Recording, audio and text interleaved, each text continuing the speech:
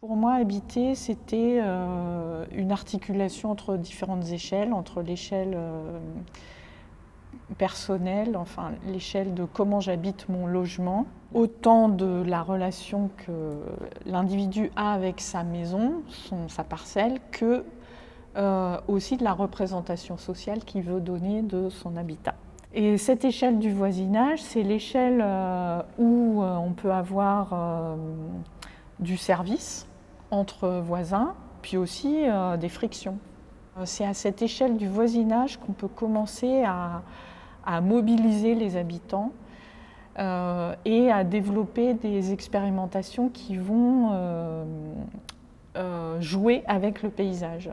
La troisième, qui est celle du territoire, elle a forcément une représentation politique. Et du coup, il y a une délégation de l'initiative qui est donnée aux politiques, alors que dans la deuxième, au niveau voisinage, on n'a pas cette représentation et c'est chacun qui est responsable de ce qui se passe. Donc c'est pour ça que je pense que c'est là où l'expérimentation est la plus importante. Comment on organise, comment on structure éco-local à ce niveau-là, en fédérant toutes les initiatives de voisinage, des collectifs qui se sont formés dans le Narbonnais, et comment tout ça se fédère sans qu'on soit dans une institution politique. Et c'est là où il y a vraiment du ferment pour travailler sur ces transitions, et ces transitions pas forcément que écologiques, mais aussi démocratiques, dans ces transitions pour faire territoire, pour faire un projet de territoire. C'est la question du sens, parce que pour moi, effectivement, ça a été et c'est une préoccupation constante, permanente. Et c'est la notion une différence de notion entre vivre et exister. Vivre, c'est uniquement biologique. On se fait exister mutuellement. Mais s'il n'y a pas ce mutuellement, cette possibilité, effectivement, ça marche. Provoquer la discussion entre les individus pour permettre le projet collectif. Et c'est vraiment l'idée pour moi qui transpire dans ce type d'action, que je trouve absolument passionnante, c'est que du coup ça permet à cet engagement individuel qui est des fois difficile à revendiquer, qui est parfois difficile à mettre en action en fait, ça permet à ces engagements individuels-là de prendre corps, de se matérialiser, de rentrer en confrontation avec d'autres engagements politiques. Et l'objectif à terme, c'est quand même de créer un projet collectif qui, pour moi, est un peu la finalité aussi d'un engagement pour l'ensemble de la société dans laquelle on habite, dans laquelle on vit, et la mise en commun et le collectif. La première crise, c'est la crise de l'expertise. Donc c'est comment, en fait, quand l'État prend la parole sur un territoire pour installer un projet, défendre un projet, défendre un programme, cette parole n'est plus crue, est contestée, et elle est contestée dans des registres qui sont très différents. Deuxième crise, c'est la crise de l'efficacité, qui est paradoxale, parce qu'en fait, on nous incite, tout le monde cherche à être efficace. Qui voudrait être inefficace? Personne. Et pourtant, en étant efficace, on finit par être inefficace très fortement dans d'autres domaines.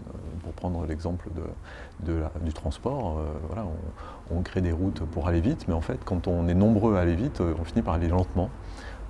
Et l'efficacité n'est pas forcément le gage d'une société désirable quand on met côte à côte beaucoup de politiques publiques efficaces. Et donc cette limitation des politiques les unes par les autres, elles ont un réceptacle commun qui est le paysage. Donc c'est un objet très intéressant pour nourrir et approfondir notre réflexion sur cette crise de l'efficacité qui, encore une fois, ne tombe pas sous le sens. Le mot que j'ai retenu, qui me semble très important, c'est le mot d'habitant. Parce que je crois que les habitants sont l'avenir des territoires. De mon expérience, de mes engagements dans des collectifs, je vois qu'il y a beaucoup d'intelligence collective.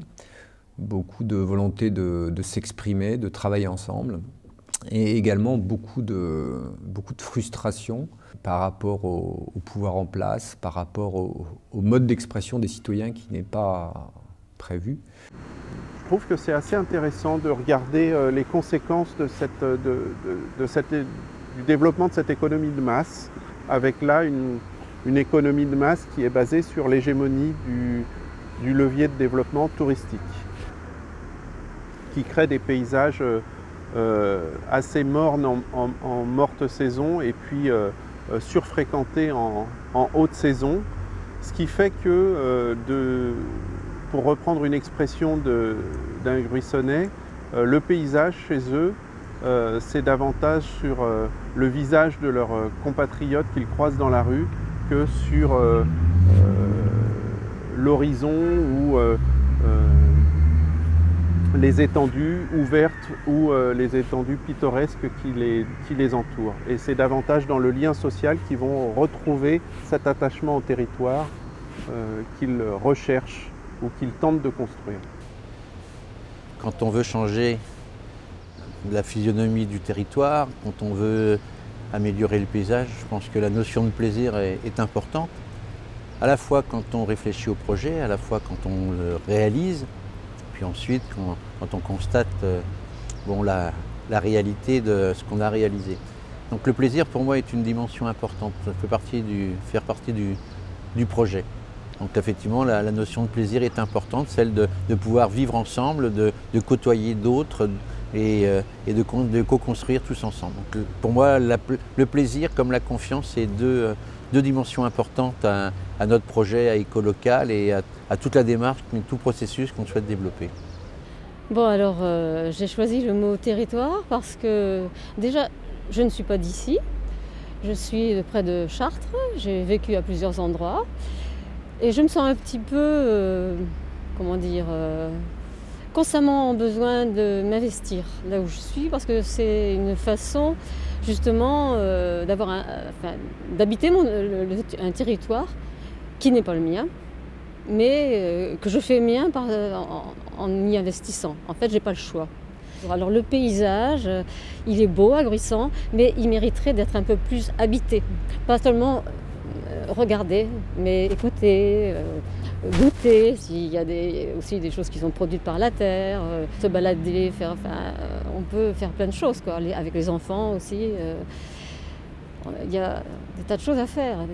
Bon, alors donc j'ai choisi le mot résistance parce que justement par rapport à ma profession, il était très difficile de faire passer justement tout ce qui est artistique. Artistique pourquoi? Parce que, comme je disais ce matin, dans toutes les réunions d'associations et tout ce qui s'ensuit, justement, on laisse de côté ce côté justement entre guillemets culturel, mais pour moi ce qui est important, ce serait que tout le monde puisse jouer un instrument de musique et communiquer avec. Pour moi c'est la musique, mais on peut faire pareil avec le théâtre ou avec autre chose. Mais ce qui est important, c'est justement ce partage, ces échanges. Le paysage, c'est aussi l'empreinte de l'homme sur ce paysage, et quand l'empreinte de l'homme peut s'orienter vers l'humanisme, et qu'elle peut construire des projets qui sont des projets de conception universelle et inclusifs, c'est-à-dire se préoccuper de l'accueil des personnes handicapées chez nous et aménager sur cette plage. La plage, en fait, c'est important, c'est le trait d'union idéal entre la terre et la mer. Et penser à l'accueil de tous sur cette plage, des personnes handicapées, aussi de nos seniors, pouvoir les accueillir avec des pontons où ils vont à l'eau eux-mêmes, en toute autonomie, donc dans la dignité, et non pas toujours en ayant besoin d'autres personnes. Ça, c'est un projet qui nous honore. J'ai choisi le mot paysage et je trouvais que ça avait du sens de le mettre face à commun et à engagé. Parce que le paysage nous concerne toutes et tous, c'est pas là comme ça, ça évolue. Et on doit surveiller l'évolution de ce paysage et faire en sorte que ça corresponde toujours à ce dont les habitants ont envie. Voilà, l'optimiser, le protéger, le valoriser. Si j'ai un terme à retenir, ce serait le terme réversible, qui aujourd'hui est un terme à expérimenter, à redéfinir, à qualifier. puisque chacun peut, on l'a vu dans les débats, peut s'en saisir dans des sens différents. En tout cas, c'est un mot qui attire l'attention et qu'on a envie de qualifier. Et ici, la raison pour laquelle finalement les touristes viennent, à savoir une plage qui conserve encore un caractère très sauvage. Voilà. Et pour y demeurer, pour y en profiter finalement, eh bien, se développe cette urbanisation-là, à savoir une multitude de petites maisons, voilà, qui s'enchevêtrent les unes les autres par exemple, et qui au fur et à mesure grignotent, ou du moins laissent penser que la plage se trouve être grignotée avec l'urbanisation que cela suppose. En février, il y a eu un petit coup de mer, donc avec 1,46 m de plus de hauteur d'eau. Et donc là où nous sommes, les chalets baignaient peut-être dans 40 à 60 cm d'eau environ. Et c'est quelque chose d'assez régulier puisque les chalets sont sur pilotis. Mais depuis quelques décennies, les gens ont pris l'habitude, parce que justement il n'y avait pas ces coups de mer aussi fréquents qu'aujourd'hui, d'emménager les sous-sols, enfin pas vraiment les sous-sols, non, les sous-chalets. Là, c'est vraiment un endroit qui est très fragile du point de vue du changement climatique et de la montée des eaux, si elle est consécutive du changement climatique et de l'érosion du littoral.